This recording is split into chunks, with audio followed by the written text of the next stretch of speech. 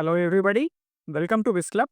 Already మనం mission 30 అనే సీరీస్‌ని AP constable mains కోసం దృష్టిలో పెట్టుకొని 30 days 30 important questions from these 8 subjects. ఈ 8 సబ్జెక్ట్స్ నుంచి కూడా ప్రతిరోజు 30 ఇంపార్టెంట్ క్వెషన్స్ మన టెలిగ్రామ్ ఛానెల్‌లో పోస్ట్ చేయడం అనేది జరిగింది ఆల్రెడీ. అయితే ఈరోజు ఆ పోస్ట్ చేసిన పేపర్స్ యొక్క ఎక్స్‌ప్లనేషన్ వీడియోస్ అనేవి మనం ఒక్కొక్కటిగా చేసుకుంటూ వస్తున్నాం. ఈరోజు హిస్టరీకి సంబంధించి డే 12 పేపర్ ఎక్స్‌ప్లనేషన్ అనేది చూద్దాం.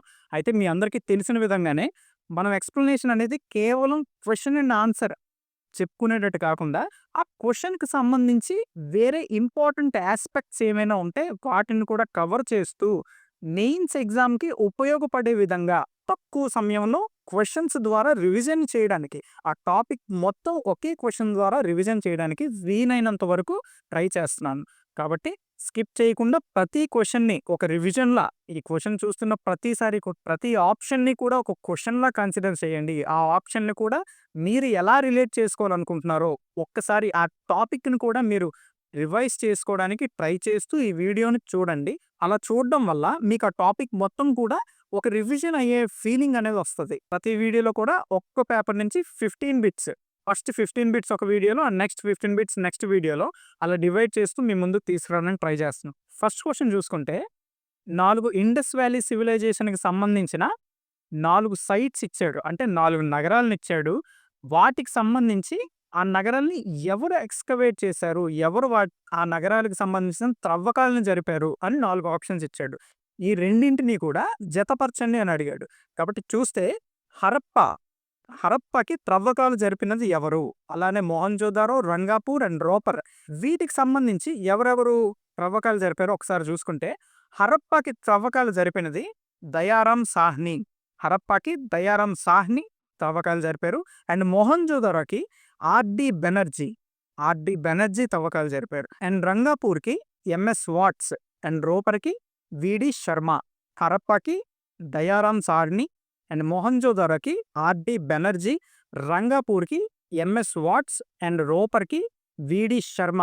4, 3, 2, 1 ఆప్షన్‌లో ఎక్కడుందో చూసుకుంటే ఆప్షన్ బి కరెక్ట్ ఆన్సర్ అవుతది.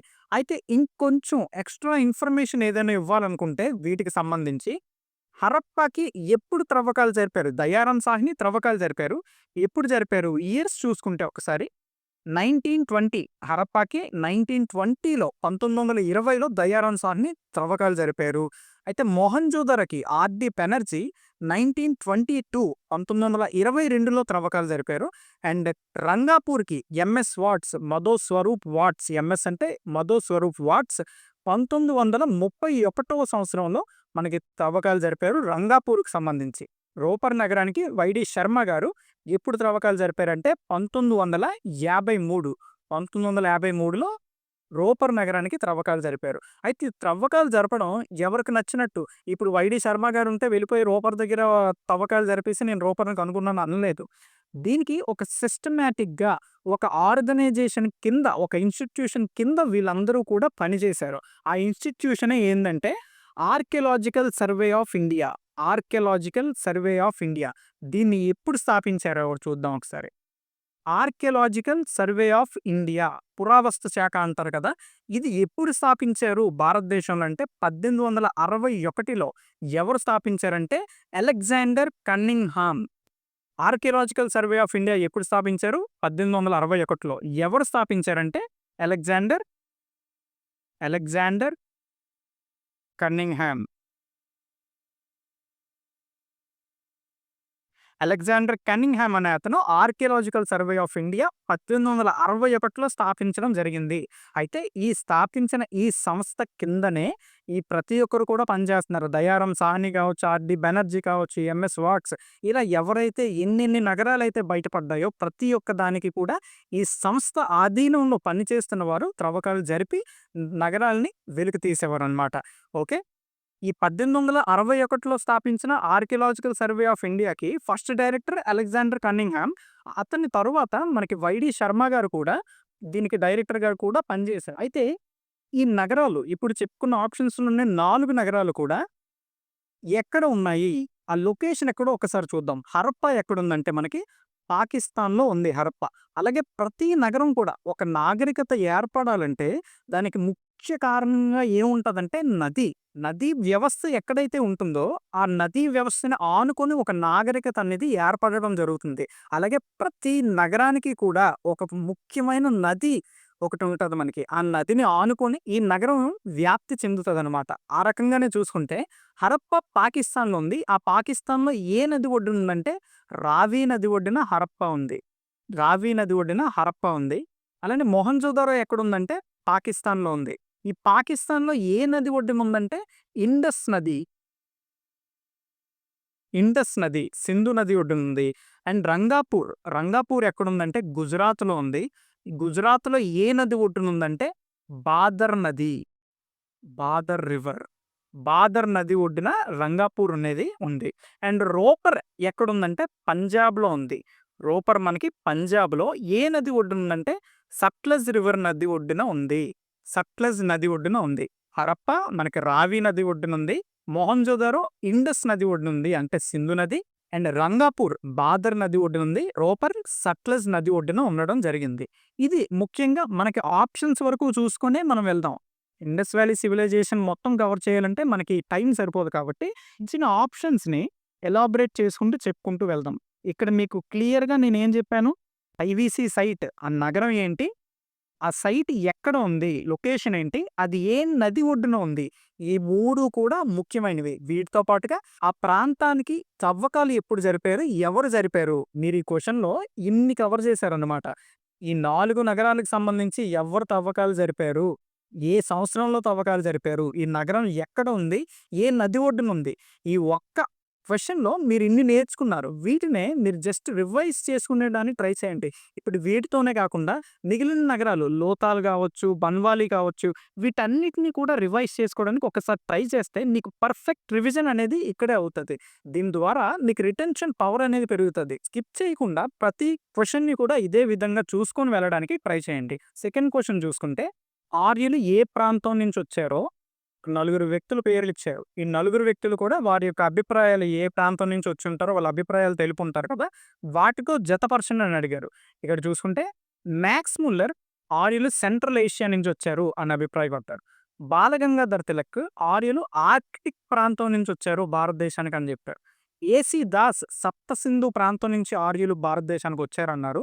అండ్ దయానంద్ సరస్వతి ఆర్యులు టిబెట్ ప్రాంతం నుంచి వచ్చారని అభిప్రాయపడ్డారు. ఇది ఇక్కడ చూసుకుంటే మ్యాక్స్ ముల్లర్ సెంట్రల్ ఏషియా నుంచి వచ్చారన్నారు.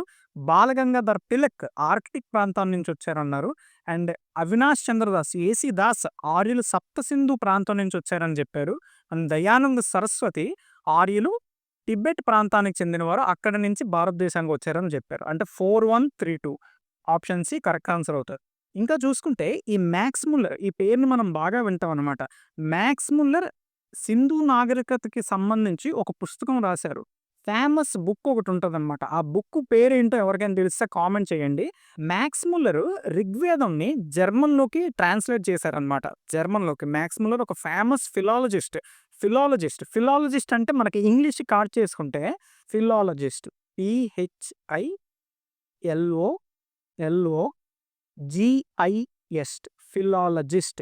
ఇది మీరు ఇంగ్లీష్‌లో ఏ రకంగా చూసుకున్నా మీకు చాలా రకాలుగా ఉపయోగపడొచ్చు. స్పెల్లింగ్ అడగొచ్చు, వన్ వర్డ్ సబ్‌స్టిట్యూట్ అడగొచ్చు, దీని యాంటోనిమ్ అడగొచ్చు, దీని మీనింగ్ అడగొచ్చు, ఏదైనా కావచ్చు.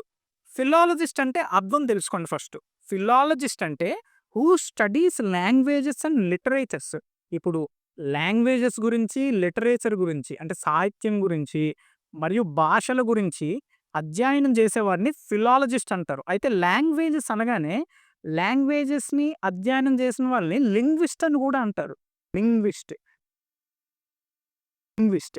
లింగ్విస్ట్‌కి, ఫిలాలజిస్ట్‌కి తేడా ఏంటి? ఇద్దరు కూడా భాషల్ని అధ్యయనం చేసేటప్పుడు లింగ్విస్ట్ అనే వ్యక్తి చూసే కోణం వేరే రకంగా ఉంటది. భాషల వైపు లింగ్విస్ట్ అనే వ్యక్తి ఎలా చూస్తాడంటే, ఇప్పుడు తెలుగు భాషను తీసుకుంటే ఫిలాలజిస్ట్ అనే వ్యక్తి ఈ తెలుగు భాష ఎక్కడి నుంచి పుట్టింది? ఎలా వచ్చింది? అంటే దాని యొక్క చరిత్రనికి సంబంధించి భాష యొక్క చరిత్ర ఎలా పుట్టింది? దాని మీద అధ్యయనం చేస్తే, లింగ్విస్ట్ అనే వ్యక్తి ఏం చేస్తాడంటే, ఇప్పుడు తెలుగులో ఉచ్చారణ ఎలా ఉంటది? దాన్ని ఎలా పలకాలి? పదాలెలా ఉన్నాయి? వాటి మీద అధ్యయనం అనమాట. ఇప్పుడు సింపుల్‌గా ఫిలాలజిస్ట్‌కి, లింగ్విస్ట్‌కి తేడా అయితే ఇదేనమాట. ఫిలాలజిస్ట్ అంటే భాష యొక్క చరిత్ర, మోర్ ఓవర్ హిస్టారికల్ ఇంపార్టెన్స్ అండి. Historical background of the language గురించి ఫిలాలజిస్ట్ చూస్తే, లింగ్విస్ట్ అనేవాడు దాన్ని ఎలా పలకాలి? స్పోకెన్ ఇంగ్లీష్ టైప్‌లో అనమాట. ఫిలాలజిస్ట్‌కి, లింగ్విస్ట్‌కి తేడా. అయితే max Muller famous German philologist అనమాట. ఇతనే ఋగ్వేదాన్ని జర్మన్‌లోకి ట్రాన్స్‌లేట్ చేశాడు.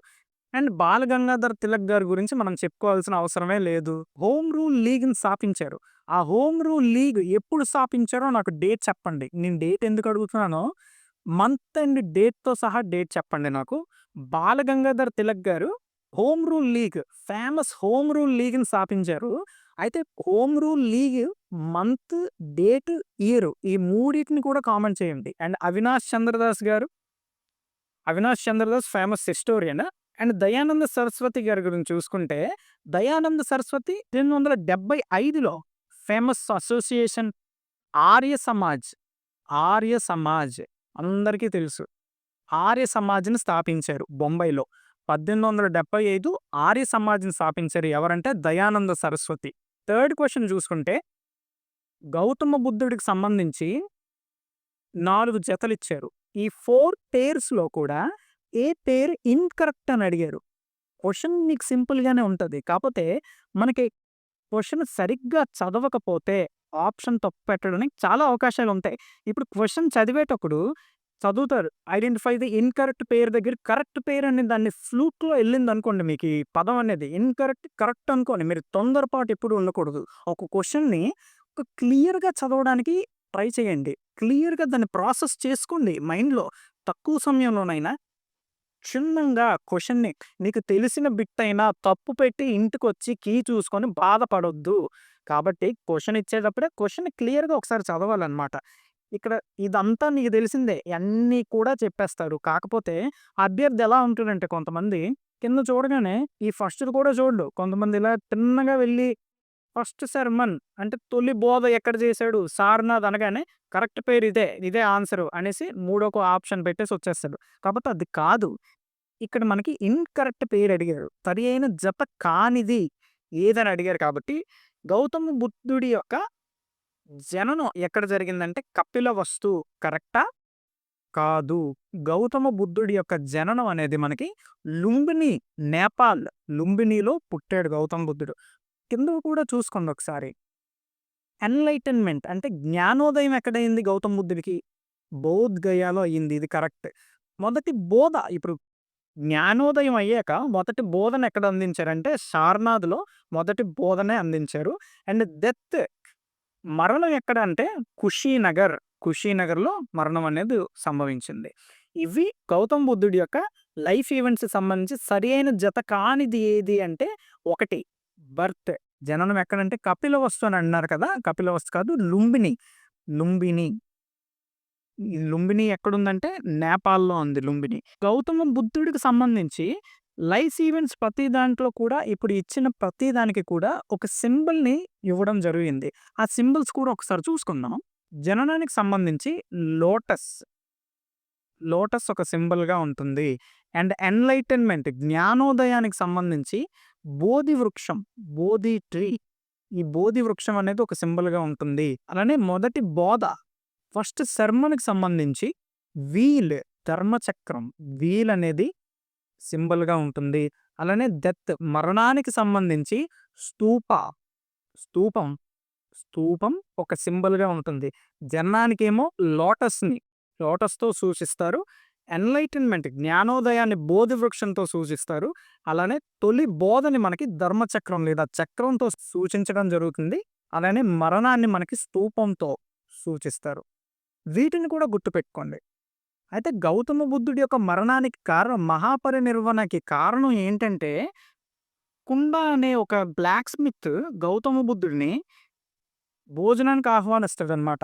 భోజనానికి ఆహ్వానించినప్పుడు కుషీనగరంలో గౌతమ బుద్ధుడు కుండ అనే ఒక బ్లాక్ స్మిత్ ఇంటికెళ్తే కుండ అనే వ్యక్తి మంచిగా పంది మాంసం వండి Gautama బుద్ధుడికి పెడతాడనమాట.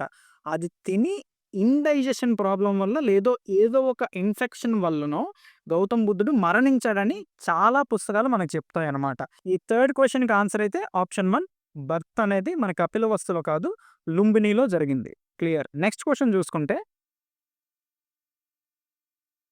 Where is Takshashila the renowned ancient centre of learning located today? Takshashila university ప్రస్తుతం ఏ నగరంలో ఉంది అని అడిగాడు. క్లియర్?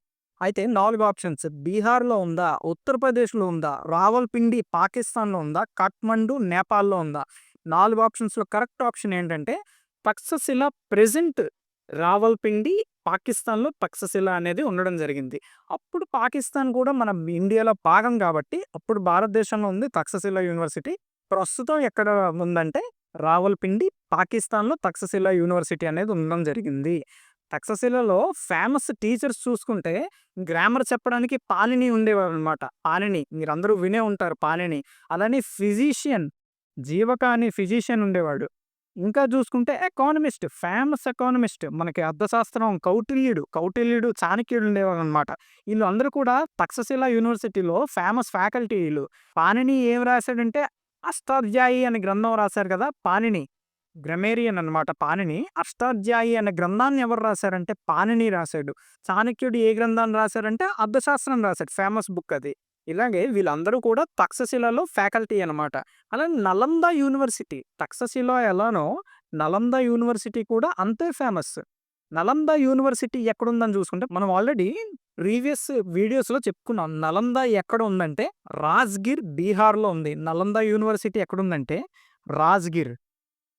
రాజ్‌గిర్. ఇది ఎక్కడుందంటే బీహార్. రాజ్‌గిర్ బీహార్‌లో నలంద యూనివర్సిటీ ఉంది. ఈ నలంద యూనివర్సిటీని ఎవరు స్థాపించారంటే కుమారగుప్తా వన్. కుమారగుప్తా వన్ ఈ నలంద యూనివర్సిటీని స్థాపించారు. చాలా ఇంపార్టెంట్. నలంద యూనివర్సిటీని ఎవరు స్థాపించారంటే కుమారగుప్తా వన్. ఒకటవ కుమారగుప్తుడు. ఇది ఎక్కడ స్థాపించారంటే రాజ్‌గిర్ బీహార్‌లో స్థాపించారు. క్లియర్? ఓకే. నెక్స్ట్ క్వెషన్ చూసుకుందాం. Which of the following is incorrect regarding the Greek ambassadors who visited India? భారతదేశాన్ని సందర్శించిన గ్రీకు రాయబారులకు సంబంధించి ఈ క్రింది ఇచ్చిన వాటిలో సరి అయినది కానిదేది అని అడిగాడు. సరి అయిన జత కానిదేది? మళ్ళీ స్ట్రెస్ చేస్తున్నాను. జత కానిదేది అని అడిగాడు కాబట్టి చంద్రగుప్త మౌర్యుడి కాలంలో మెగస్తనీస్ వచ్చాడా? ఎస్. చంద్రగుప్త మౌర్యుడి కాలంలో మెగస్తనీస్ వచ్చాడు. బిందుసార సమయంలో దైమకస్ వచ్చాడు. ఓకే. అశోకుడి టైంలో డయోనిసియస్ వచ్చాడా? అంటే దీనికి సంబంధించి పర్ఫెక్ట్ ఆధారాలు లేవు. కొన్ని పుస్తకాల్లో వచ్చాడని ఉంది. కాకపోతే కన్ఫామ్‌గా డయోనిసియస్ అశోకుడి కాలంలో వచ్చాడని లేడు. అయితే నెక్స్ట్ ఆప్షన్ కూడా చూద్దాం. బాగభద్రుడి కాలంలో హిలియోడోరస్ వచ్చాడా? అంటే దీనికి సంబంధించి పర్ఫెక్ట్ ఆధారం ఉంది. హిలియోడోరస్ బాగభద్ర కాలంలో వచ్చాడని. మెగస్తనీస్‌ని ఎవరిని పంపిస్తారంటే సెల్యూకస్ నికేటర్ పంపిస్తాడు. ఈ సెల్యూకస్ నికేటర్ వాళ్ళ కూతురు హెలెనా అని ఉంటది. ఆ కూతురునే చంద్రగుప్త మౌర్యుడు వివాహం చేసుకుంటాడనమాట. ఓకే. ఈ సెల్యూకస్ నికేటర్ మెగస్తనీస్‌ని చంద్రగుప్త మౌర్యుడి యొక్క ఆస్థానానికి పంపిస్తాడు. ఈ సెల్యూకస్ నికేటర్ ఎవరంటే అలెగ్జాండర్ యొక్క సైన్యాధిపతే సెల్యూకస్ నికేటర్. అలెగ్జాండర్ మరణాంతరం స్వాతంత్రం ప్రకటించుకొని నార్త్ వెస్టర్న్ పార్ట్‌లో ఇండిపెండెంట్‌గా రూల్ చేస్తాడనమాట. వీళ్ళ యొక్క కూతురు హెలెనానే చంద్రగుప్త మౌర్యుడు వివాహం చేసుకుంటాడు. అయితే మెగస్తనీస్ రాసిన ముఖ్యమైన ప్రసిద్ధి చెందిన గ్రంథం ఏంటంటే ఇండికా. మెగస్తనీస్ రాసిన ముఖ్యమైన గ్రంథం ఏంటంటే ఇండికా. ఓకే. ఇంకా డైమకస్ చూసుకుంటే గ్రీక్ హిస్టోరియను. ఇతన్ని ఎవరు పంపిస్తారంటే డైమకస్‌ని అంతియోకస్ I అనే రాజు పంపిస్తాడు. అండ్ బాగభద్రుని చూసుకుంటే శుంగ డైనస్టీకి సంబంధించిన రాజు అనమాట. శుంగ వంశానికి సంబంధించిన రాజు. ఇతని టైంలో హిలియోడోరస్ వచ్చాడు కదా! హిలియోడోరస్ గురించి చెప్పుకోవాలంటే విదిశా పిల్లర్ మధ్యప్రదేశ్‌లో విదిశ అనేది నగరం ఒకటి. ఆ నగరంలో విదిశా పిల్లర్ అని ఒక శాసనం లాంటిది వేయిస్తాడనమాట. దాన్నే హిలియోడోరస్ పిల్లర్ అని కూడా అంటారు. ఎప్పుడంటే 110 బీసీఈ. ఆ టైంలో విదిశా పిల్లర్‌ని వేయిస్తాడు హిలియోడోరస్సే. విదిశా పిల్లర్‌ని హిలియోడోరస్ పిల్లర్ అని పిలుస్తారు. అలానే దీన్నే కంబు బాబా పిల్లర్ అని కూడా పిలుస్తారు. 6వ క్వెషన్ చూసుకుంటే which ruler is known as Napoleon of India? Napoleon of India అని ఎవరిని పిలుస్తారని అడిగారు. Chandragupta I, Samudragupta, Chandragupta II, స్కందగుప్తుడా?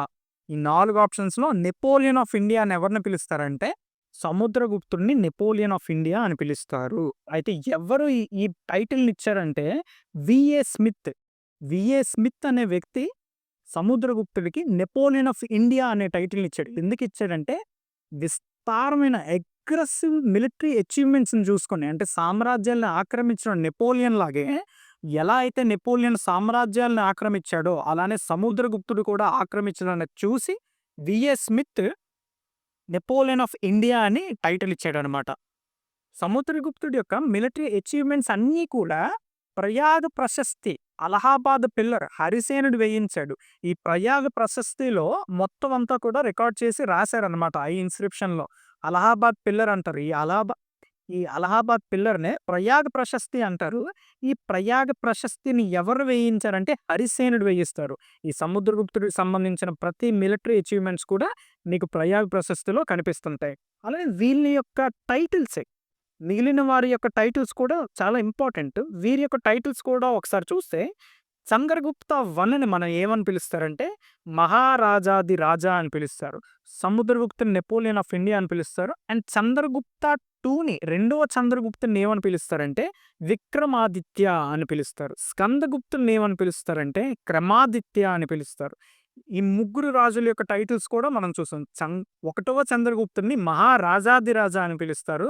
రెండవ చంద్రగుప్తుని విక్రమాదిత్య అని పిలుస్తారు. స్కందగుప్తుడిని క్రమాదిత్య అని పిలుస్తారు. అయితే ఈ రాజులలో బితారి పిల్లర్ ఇన్స్క్రిప్షన్, బితారి శాసనాన్ని ఎవరు వేయించారో మీరు కామెంట్ చేయండి. ఎవరికైనా తెలుసుంటే బితారి పిల్లర్ ఇన్స్క్రిప్షన్ని ఎవరు వేయించారో కింద కామెంట్ చేయండి.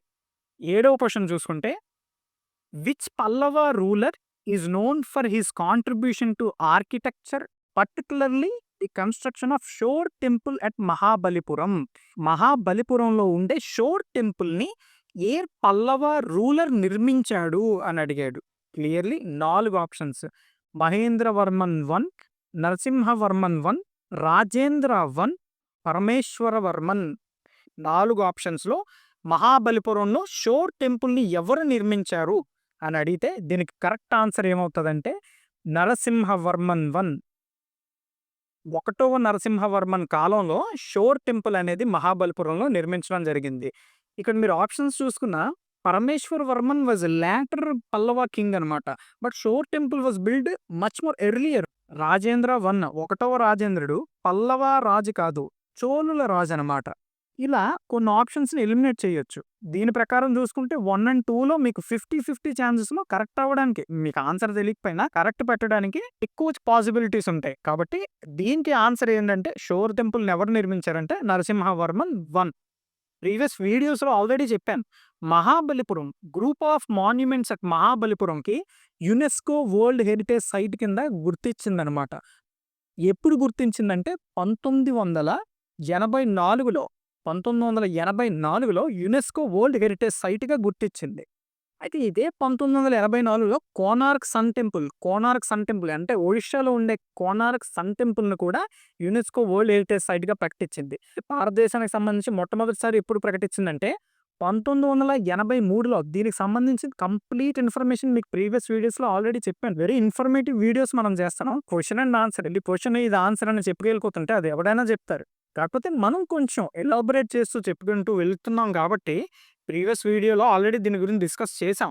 1983లో భారతదేశానికి సంబంధించి ఫస్ట్ వరల్డ్ హెరిటేజ్ సైట్స్ని ప్రకటించడం జరిగింది. అందులోనే మనకి తాజ్మహల్, ఎల్లోరా కేవ్స్ వీటి గురించి మనం ఆల్రెడీ డిస్కస్ చేసాం.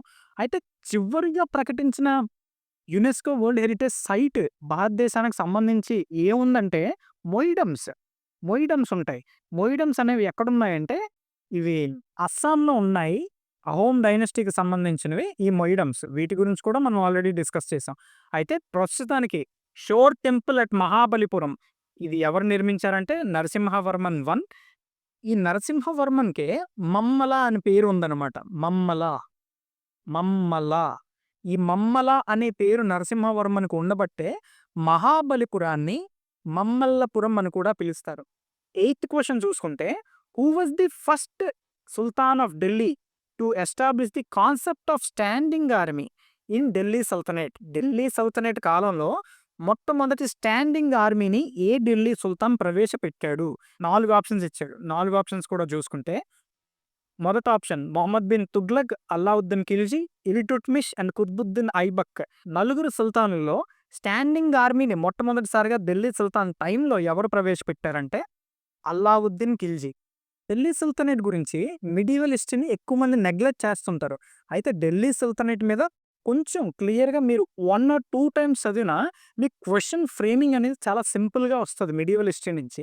డెప్త్ అనేది ఉండదు క్వెషన్‌లో. కాబట్టి 1 ఆర్ 2 రీడింగ్స్ అనేవి మిడీవల్ హిస్టరీ మీద చేయండి. ఈజీగా మార్క్స్ తెచ్చుకోవడానికి అవకాశం ఉంటది. అయితే ఎక్కువ ఫోకస్ చేయమని నేను చెప్పట్లేదు.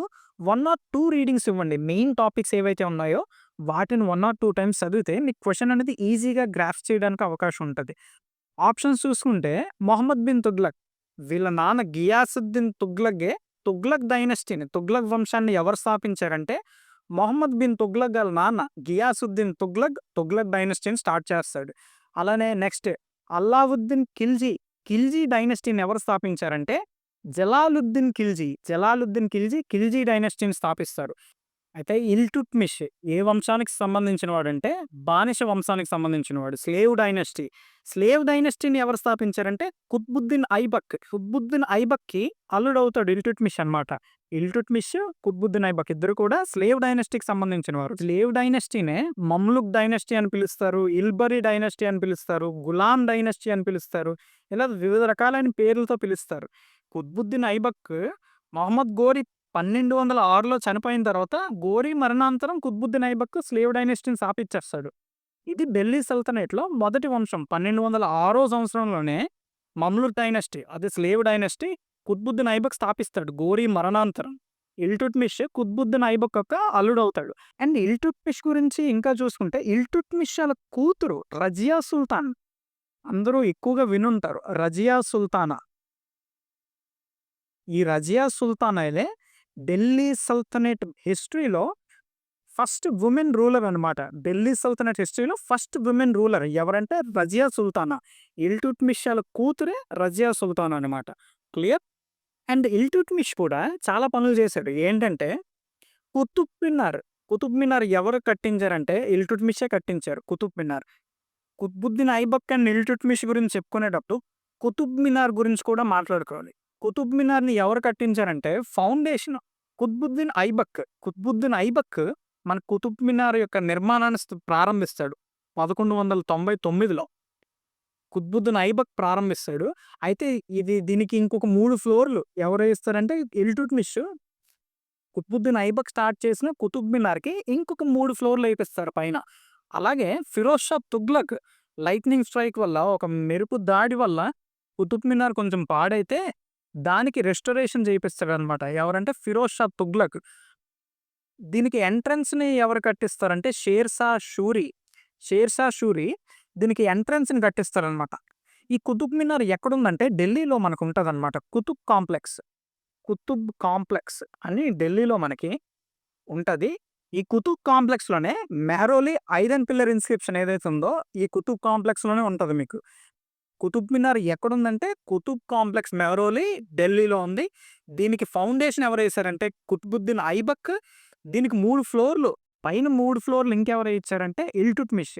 కుతుబ్ మినార్‌కి రెస్టోరేషన్ పనులు ఎవరు చేపించారంటే ఫిరోజ్ షా తుగ్లక్. దీనికి ఎంట్రన్స్‌ని ఎవరు కట్టించారంటే షేర్ షా షూరి. ఇది కుతుబ్ మినార్ గురించి తెలుసుకోవాలంటే. ఢిల్లీ సుల్తనేట్‌లో ముఖ్యంగా మనకి 5 డైనస్టీస్ ఉంటాయి. 5టిని కూడా ఒకసారి చూద్దాం. మమ్లుక్ డైనస్టీ మనం ఆల్రెడీ చెప్పుకున్నాం. కుత్బుద్దీన్ ఐబక్ స్థాపిస్తాడు. ఈ మమ్లుక్ డైనస్టీని కుత్బుద్దీన్ ఐబక్ స్థాపిస్తాడు. అలానే ఖల్జీ డైనస్టీ. దీనిని జలాలుద్దీన్ ఖల్జీ, జలాలుద్దీన్, జలాలుద్దీన్, జలాలుద్దీన్ ఖిల్జీ స్థాపిస్తాడు. తుగ్లక్ డైనస్టీని గియాసుద్దీన్ తుగ్లక్, గియాసుద్దీన్, గియాసుద్దీన్ తుగ్లక్ స్థాపిస్తాడు. అలానే సయ్యద్ డైనస్టీని కిజిర్ ఖాన్, సయ్యద్ డైనస్టీని కిజిర్ ఖాన్ స్థాపిస్తాడు. అండ్ లోడీ డైనస్టీని, లోడీ డైనస్టీని బహ్లోల్ లోడీ, బహ్లోల్ లోడీ స్థాపిస్తాడు. మమ్లుక్ డైనస్టీని 1206లో కుత్బుద్దీన్ ఐబక్ స్థాపిస్తాడు. అలానే ఖల్జీ డైనస్టీని 1290లో జలాలుద్దీన్ ఖల్జీ స్థాపిస్తాడు. తుగ్లక్ డైనస్టీని 1320లో గియాసుద్దీన్ తుగ్లక్ స్థాపిస్తాడు. సయ్యద్ డైనస్టీని 1414లో కిజిర్ ఖాన్ స్థాపిస్తాడు. లోడీ డైనస్టీని బహ్లోల్ లోడీ 1451లో స్థాపిస్తాడు. ఇది ఢిల్లీ సుల్తనేట్‌కి సంబంధించి ఎన్ని డైనస్టీస్ స్థాపించారు, ఎప్పుడెప్పుడు స్థాపించారు, అలానే ఎవరు స్థాపించారు వాటికి సంబంధించిన ఇన్ఫర్మేషన్. నెక్స్ట్ క్వెషన్ చూసుకుందాం. 9th క్వెషన్ చూసుకుంటే what was the capital city of Kakatiya dynasty? Warangal, Hyderabad, Vijayanagara లేదా కంచి? వీటిలో కాకతీయ డైనస్టీ యొక్క క్యాపిటల్ ఏమవుతుందంటే Warangal. Chola empire reached its zenith during the reign of which ruler? ఏ రాజు యొక్క పాలనా సమయంలో చోళ సామ్రాజ్యం అత్యున్నత స్థాయికి చేరుకుందని అడిగాడు. రాజేంద్ర 1, రాజరాజ 1, విక్రమచోళ, కులోత్తుంగ 1. 4 ఆప్షన్స్‌లో కరెక్ట్ ఆప్షన్ ఏమవుతుందంటే రాజేంద్ర 1. అయితే వీళ్ళందరూ కూడా రాజ్య స్థాపనకే ఎంతో కృషి చేశారు. అయితే అందరికంటే అత్యున్నత స్థాయికి ఎవరి కాలంలో చోళ సామ్రాజ్యం ఎదిగింది అంటే రాజేంద్ర 1 టైంలో మనకి చోళ సామ్రాజ్యం అనేది విస్తారంగా విస్తరించింది. రాజేంద్ర 1 టైంలోనే మనకి నేవల్ ఇన్వేషన్, మనకి శ్రీవిజయ, మోడర్న్ ఇండోనేషియన్, మలేషియా అక్కడికి కూడా వెళ్ళి సామ్రాజ్యాన్ని స్థాపించడం, విస్తరించడం జరిగిందనమాట. 1వ రాజేంద్రుడు పాలా డైనస్టీని మనకి సంహరించి అక్కడి నుంచి గంగైకొండ చోళ అనే బిరుదును స్వీకరిస్తాడు. గంగైకొండ చోళ అనే బిరుదు ఎవరికిచ్చారంటే రాజేంద్ర 1కి ఇచ్చారు. గంగైకొండ చోళ అంటే Chola who conquered the Ganges, Ganga నదిని జయించినవాడు అని రాజేంద్ర 1 గంగైకొండ చోళ అనే బిరుదును తీసుకున్నాడు. గంగైకొండ చోళాపురం అనే నగరాన్ని తంజావూరులో నిర్మించి రాజేంద్ర 1 కొత్త రాజధానిగా చేస్తాడు చోళ ఎంపైర్‌కి. రాజేంద్ర 1 యొక్క తండ్రే రాజరాజ 1. 11వ క్వెషన్ చూస్తే the blue water policy was primarily associated with which European power strategy in India? నీటి విధానం కింద ఇచ్చిన ఆప్షన్స్‌లో ఏ యూరోపియన్ పవర్‌కి సంబంధించినది అని అడిగాడు. పోర్చుగీసా, నెదర్లాండ్సా, ఫ్రెంచా, ఇంగ్లాండా? ఈ నలుగురిలో బ్లూ వాటర్ పాలసీ అనేది పోర్చుగీస్‌కి సంబంధించినది. పోర్చుగీస్‌కి సంబంధించిన బ్లూ వాటర్ పాలసీ. అయితే ఈ బ్లూ వాటర్ పాలసీని ఎవరు ప్రవేశపెట్టారంటే 1505వ సంవత్సరంలో ఫ్రాన్సిస్కో డి ఆల్మిడా అనే Portuguese governor, first Portuguese governor ఎవరంటే ఫ్రాన్సిస్కో డి ఆల్మిడాయే. 1505లోనే బ్లూ వాటర్ పాలసీ, నీటి విధానాన్ని తీసుకొస్తారు. అయితే ఈ నీటి విధానాన్ని ఎవరు రద్దు చేశారని అడిగితే ఆల్బూ క్లర్క్ సెకండ్ గవర్నర్ జనరల్ అనమాట పోర్చుగీస్‌కి. ఆల్బూ క్లర్క్ మనకి నీటి విధానాన్ని రద్దు చేశాడు. ఎప్పుడు రద్దు చేశాడంటే 1509వ సంవత్సరంలో. 1509వ సంవత్సరంలో నీటి విధానం అనేది ఆల్బూ క్లర్క్ రెండవ పోర్చుగీస్ గవర్నర్ దీనిని రద్దు చేశాడు. 1505లో ప్రవేశపెడితే 1509లో రద్దు అయ్యిందనమాట. యూరోపియన్ పవర్స్ గురించి చూసుకుంటే, యూరోపియన్ల రాక గురించి చూసుకుంటే మెయిన్‌గా మనం ఎవరి తరువాత ఎవరొచ్చారు వరుస క్రమం ఒక్కసారి చూసుకొని నెక్స్ట్ క్వెషన్‌కి వెళ్దాం. వరుస క్రమం చూసుకుంటే మొదట వచ్చేవాళ్ళు పోర్చుగీస్ తర్వాత మనకి డచ్ వచ్చారు. డచ్ తర్వాత మనకి ఇంగ్లీష్, బ్రిటిషర్స్ వచ్చారు. బ్రిటిషర్స్ తర్వాత డానిష్ వచ్చారు. అండ్ దీని తరువాత లాస్ట్‌గా మనకి ఫ్రెంచ్ వాళ్ళు రావడం జరిగింది. ఇది వరుస క్రమం. దీని గురించి కంప్లీట్‌గా మనం ఒక సెపరేట్ వీడియో చేసుకోబోతున్నాం. అందులో క్లియర్‌గా మాట్లాడతాం. ఓకే. నెక్స్ట్ క్వెషన్ చూసుకుంటే 12th question. Which treaty concluded the third Anglo Mysore war? 3వ ఆంగ్లో మైసూర్ వారు ఏ ట్రీటీ ద్వారా ముగిసింది అని అడిగాడు. Treaty of Versailles, treaty of Srirangapatnam, treaty of Paris, treaty of Madras. ఈ 4 3వ ఆంగ్లో మైసూర్ వార్ ఏ ట్రీటీ ద్వారా ముగిసింది అంటే ట్రీటీ ఆఫ్ శ్రీరంగపట్నం. 3వ ఆంగ్లో మైసూర్ వార్ అనేది ట్రీటీ ఆఫ్ శ్రీరంగపట్నం ద్వారా ముగిసింది. అయితే ఆంగ్లో మైసూర్ వార్లు ఎన్ని జరిగాయి అంటే 4 యుద్ధాలు జరిగాయి. ఆంగ్లో మైసూర్ వార్స్ ఎవరెవరికి మధ్య అంటే పేరులోనే ఉంది. ఇంగ్లీష్ వారికి, మైసూర్ సంస్థానానికి. 4 మొదటి యుద్ధం అనేది మనకి ట్రీటీ ఆఫ్ మద్రాస్ ద్వారా మనకి మొదటి యుద్ధం ముగుస్తుంది. ఎప్పుడంటే 1769లో మనకి ట్రీటీ ఆఫ్ మద్రాస్ ద్వారా మొదటి ఆంగ్లో మైసూర్ వార్ అనేది ముగుస్తుంది. రెండవ ఆంగ్లో మైసూర్ యుద్ధం మనకి ట్రీటీ ఆఫ్ మ్యాంగ్లూర్ ద్వారా ముగుస్తుంది. Treaty of మ్యాంగళూరు. మంగళూరు సంధి ద్వారా రెండవ ఆంగ్లో మైసూరు యుద్ధం అనేది ముగుస్తుంది. ఇది ఎప్పుడు చేసుకుంటారంటే 1784లో. అలానే మూడవ ఆంగ్లో మైసూరు వార్ ఇప్పుడు మనం మాట్లాడుకుంటుంది. ఈ మూడో ఆంగ్లో మైసూరు వార్ అనేది ట్రీటీ ఆఫ్ సేరింగపట్నం ద్వారా ముగుస్తుంది. ఎప్పుడంటే 1792లో. ఇందులో భాగంగానే మైసూర్ నుంచి టిప్పు సుల్తాన్ మనకి యుద్ధంలో పాల్గొంటాడు. ఈ టిప్పు సుల్తాన్‌కి బ్రిటిషర్స్‌తో పాటుగా మరాఠాసు మరియు నిజామ్స్ కూడా పాల్గొంటారు యుద్ధంలో. దీంట్లో టిప్పు సుల్తాన్ ఓడిపోతాడు. ఓడిపోయి చాలా వరకు తన రాజ్యంలో భూభాగాన్ని కోల్పోతాడనమాట. ఇందులో మలబార్‌ని కోల్పోతాడు, డిండిగల్ ఇచ్చేస్తాడు, కూర్గ్ ఇస్తాడు. ఇలానే చాలా భూభాగాన్ని బ్రిటిషర్స్‌కి ఇచ్చేస్తారు. టిప్పు సుల్తాన్‌కి ఇద్దరు కొడుకులుంటే వాళ్ళని హాస్టేజెస్‌గా బ్రిటిషర్‌కి సమర్పిస్తాడు. అలానే చాలా మట్టుకు ధనాన్ని గిఫ్ట్‌గా ఇస్తాడు. ఇలా చాలా వరకు కూడా టిప్పు సుల్తాన్ మైసూర్ సామ్రాజ్యంలో చాలా వరకు కోల్పోతాడు.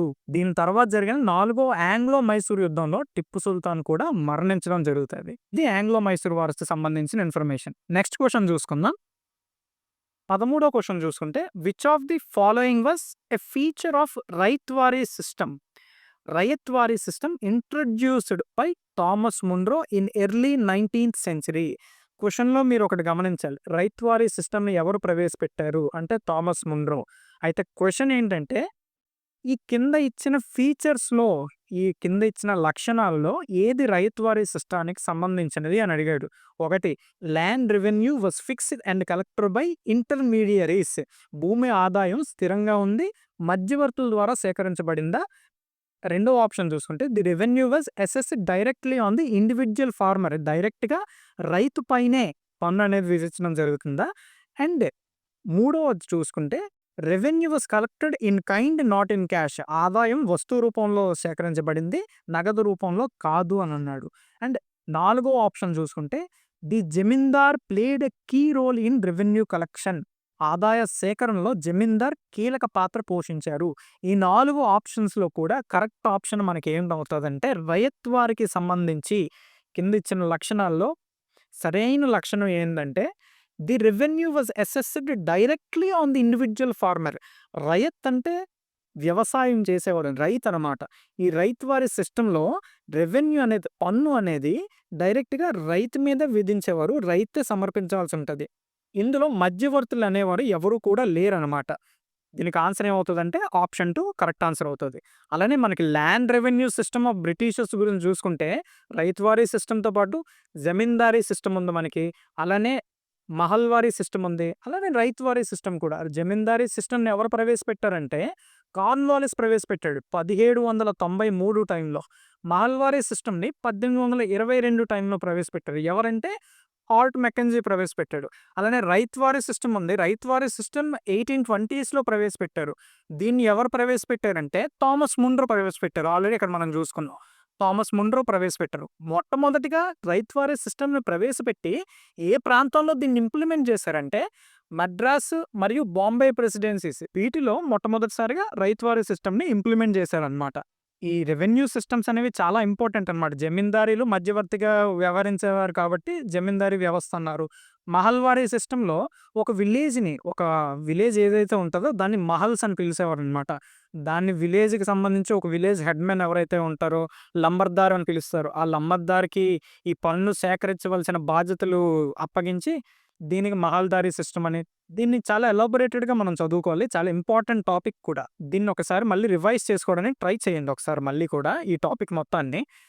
అండ్ నెక్స్ట్ క్వెషన్ చూసుకుందాం. 14వ క్వెషన్ చూసుకుంటే ది భక్తి movement in India primarily emphasised which of the following. భారతదేశంలో భక్తి ఉద్యమం ప్రధానంగా క్రింది వాటిలో దేనిపై దృష్టి పెట్టింది అని చూస్తే మొదటిగా సామాజిక సమానత్వం మరియు వ్యక్తిగత దేవుని భక్తి, social equality and devotion to a personal God.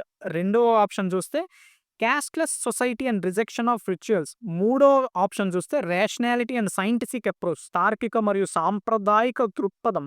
నాలుగో ఆప్షన్ చూస్తే ఎకానమిక్ ప్రాస్పెరిటీ, ఆర్థిక అభివృద్ధి. దీనికి ఆన్సర్ ఏమవుతుందంటే social equality and devotion to a personal god. Bhakti movement యొక్క ఉద్దేశం ఇది. And next 15th question, last question in this video. 15వ question which of the following Muslim reform movements sought to combine Islamic principles with modern scientific knowledge and reform the education system in India. క్రింది వానిలో ఏ ముస్లిం సంస్కరణ ఉద్యమం Islamic సూత్రాలను ఆధునిక శాస్త్రీయ జ్ఞానంతో సమన్వయంగా ఉంచి భారతదేశంలోని విద్యా వ్యవస్థను సంస్కరించడానికి లక్ష్యంగా పెట్టుకుంది అని అడిగాడు.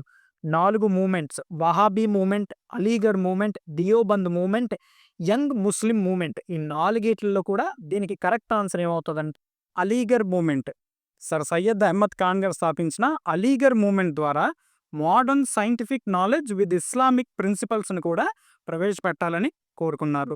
సోషల్ అండ్ రిలీజియస్ రిఫార్మ్స్ చాలా ఇంపార్టెంట్. సామాజిక మరియు సాంస్కృతిక తిరుగుబాట్లు ఏవైతే ఉన్నాయో అవన్నీ కూడా చాలా ఇంపార్టెంట్ టాపిక్ కాబట్టి వీటిని క్షుణ్ణంగా పాయింట్ టు పాయింట్ ప్రతీది కూడా ఏ మూవ్‌మెంట్‌ని ఎవరు స్థాపించారు, ఆ మూవ్‌మెంట్ యొక్క ముఖ్య ఉద్దేశాలేంటి, వ్యక్తులు రాసిన పత్రికలు, ప్రచురణలు వీటన్నిటి మీద కూడా ఫోకస్ చేయాల్సి ఉంటుంది. కాబట్టి దీనికి ఆన్సర్ అయితే Aligarh movement. First 15 important questions అయితే ఈరోజు మనం డిస్కస్ చేసుకోవడం జరిగింది. ఈ కంటెంట్ మీకు ఏ రకంగా అయినా ఉపయోగకరంగా ఉంటే ఛానల్ సబ్స్క్రైబ్ చేసుకోండి. టైం చూసుకొని నెక్స్ట్ 15 క్వెషన్స్ కూడా మీ ముందుకు తీసుకురావడానికి ట్రై చేస్తాను. అండ్ టెలిగ్రామ్ గ్రూప్‌లో కూడా జాయిన్ అవ్వండి. ఎక్కువ అప్డేట్స్ అయితే నేను టెలిగ్రామ్ గ్రూప్‌లో కూడా ఇవ్వలేను. మేజర్ అప్డేట్స్ ఏమైనా ఉంటే ఖచ్చితంగా మీకు టెలిగ్రామ్ గ్రూప్‌లో ప్రొవైడ్ చేయడం జరుగుతది. కాబట్టి టెలిగ్రామ్ గ్రూప్‌లో కూడా యాడ్ అవ్వండి. ఏదైనా ఇంపార్టెంట్ అప్డేట్ ఉంటే వెంటనే మీకు పాస్ చేయడం జరుగుతుంది. Thank you for watching Wiz club.